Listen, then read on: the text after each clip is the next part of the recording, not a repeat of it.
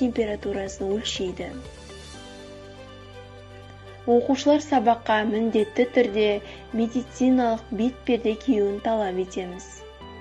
Мектепке кіре берісте, мектепке кіргеннен кейін де үзіліс уақытында антисептик қолдануын қатаң қадағалап отырамыз. Бүгінде білім беру жүйесі баланың денсаулығына барынша сақтауға бағытталған. Эпидемиологиялық шараларды ескере отырып, кезекші сыныптарды әрдайым сақтық шараларын сақтаймыз. Балалардың қауіпсіздігіне мектеп, ата-ана, жалпы қоғам болып жауапкершілікті сезінеміз.